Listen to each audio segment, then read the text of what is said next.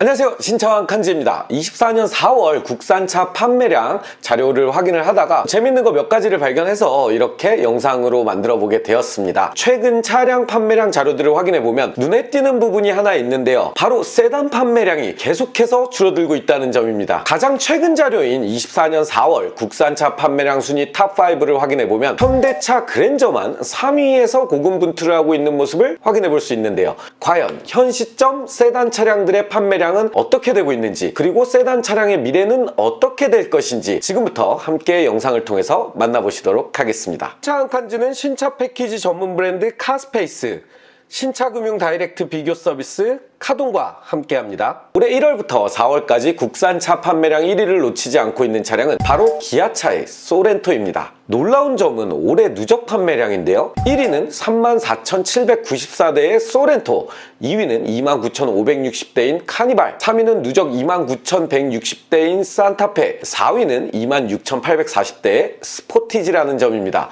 모두 다 SUV, RV 차량이죠. 누적 판매 5위인 포터 차량을 지나 6위로 가서야 그나마 국산 세단의 자존심인 그랜저가 보이게 되는데요, 사실상 국민 세단이라 불리는 그랜저조차도 탑5에 들어가지 않는 상황이 왔다는 점은 확실히 국내에서 세단 시장의 점유율이 예전과 같지 못하다는 확실한 증거가 되고 있다고 봐도 과언이 아니라고 할 수 있는 부분이죠. 24년 4월까지 누적 판매 탑10으로 범위를 넓혀봐도 상황은 크게 달라지지 않는 모습입니다. 7위는 기아 셀토스, 8위가 제네시스 GV80이고 9위가 기아 레이 차량입니다. 10위에 와서야 세단 한 대가 더 나오는데 놀랍게도 제네시스 G80 차량이 아반떼보다 많은 누적 판매량을 기록했네요. 그렇다면 한때 과거를 풍미했던 현대기아차의 세단들의 순위는 어떨까요? 예전에 첫 차로 구매한다 하면 많은 사랑을 받았던 아반떼는 24년 누적 판매 16,724대로 11위를, 소나타의 경우 1,692대로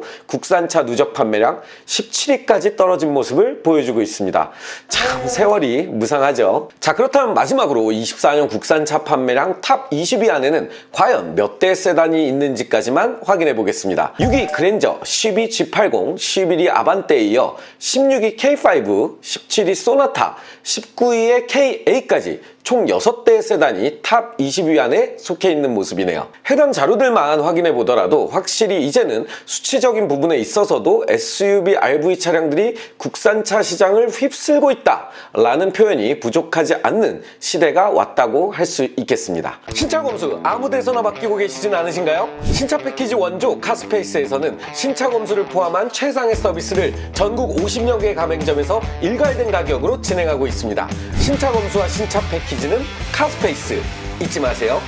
자, 그렇다면 왜 국내 시장에서 세단의 판매량은 이렇게 시간이 갈수록 점점 줄어들고 SUV의 판매량은 반대로 늘어가고 있는 걸까요? 이에 대한 몇 가지 이유를 좀 생각해 봤는데요, 우선 예전에 비해 늘어난 레저 문화에 대한 이유를 첫 번째로 들 수 있을 것 같습니다. 특히 코로나 이후로 국내 레저 산업이 폭발적으로 증가한 부분도 아예 관련이 없다고는 말하기 힘들 것 같은데요, 예전 같은 경우 차량을 구매할 때 승차감과 정숙성, 그리고 차량의 성능적인 부분을 최우선적으로 고려했다면 최근에는 보다 넓고 많은 인원과 짐을 실을 수 있는 차의 우선순위가 상당히 높아졌죠. 최근 저출산이다 뭐다 해서 사실 한 차량에 타는 인원의 수는 상대적으로 감소했지만 해당 가족 구성원끼리 여행을 가거나 캠핑 등의 레저를 즐기는 빈도수는 더 높아졌기 때문에 오히려 공간에 대한 니즈는 차량을 구매하는 소비자들에게 있어서 더 커진 부분이 분명히 존재한다고 할 수 있습니다. 이러한 공간적인 부분에 있어서 당연히 비슷한 가격급의 세단과 SUV를 비교했을 때 SUV 쪽이 훨씬 더 강점을 가지고 있는 부분이기에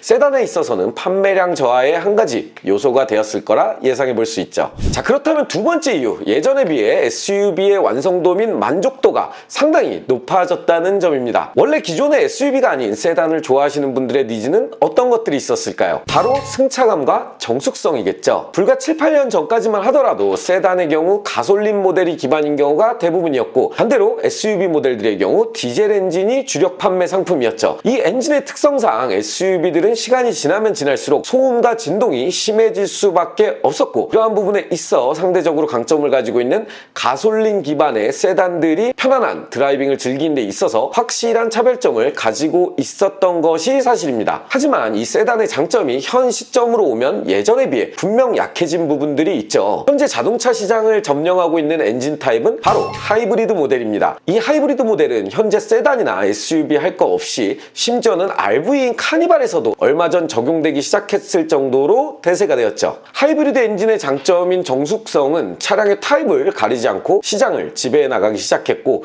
이를 통해 세단의 특장점인 정숙성은 SUV에도 꽤 반영되어 큰 차별화를 가져가기 어려워지기 시작했습니다. 진짜 요즘 하이브리드 SUV 모델들 타보면 정말 예전 디젤 엔진 시절 생각하면 완전히 다른 차 느낌이 드는 게 사실이죠. 승차감 부분 역시 마찬가지입니다. 물론 차량의 특성상 세단의 승차감이 좀 더 높은 SUV의 승차감 대비 구조적으로 좋을 수밖에 없는 건 사실이지만, SUV들 역시도 해당 승차감을 최대한 좋게 만들고자 기술적 발전을 매년 노력해왔고, 현 시점에서는 사실 SUV라고 해서 승차감이 세단 대비 그렇게까지 티날 정도로 나쁘다? 라는 수준은 아니죠. 특히 요즘 제네시스 GV80이나 EV9 같은 플래그십 SUV 차량들 타보면 이게 SUV가 맞나 싶을 정도로 뛰어난 승차감을 보여주는 것이 사실입니다. 때문에 이러한 부분에 있어서도 세단이 특출나게 SUV 대비 압도적인 강점을 가지고 있는 부분이라 말할 수 없게 되어서 이 부분 역시 세단의 판매량 감소에 어느 정도 영향을 끼치지 않았나 하는 생각을 들게 해주는 것 같네요. 자, 이 정도만 살펴보더라도 SUV 같은 경우 기존의 단점을 계속해서 보완해 나가면서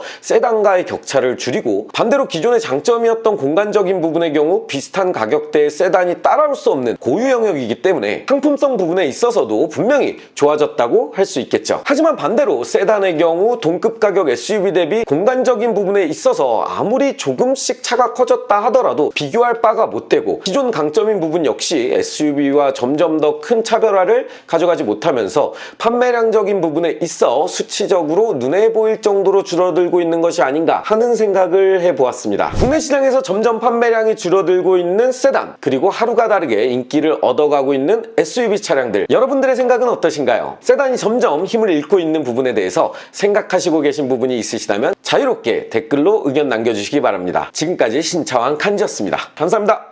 새 차 구매하시나요? 카동의 실시간 금융 데이터 분석으로 금리는 낮게, 캐시백은 높게, 전문 매니저를 통한 견적 비교와 계약을 한 번에, 이 모든 혜택을 카동에서 한 번에, 새 차 살 때 카동 잊지 마세요.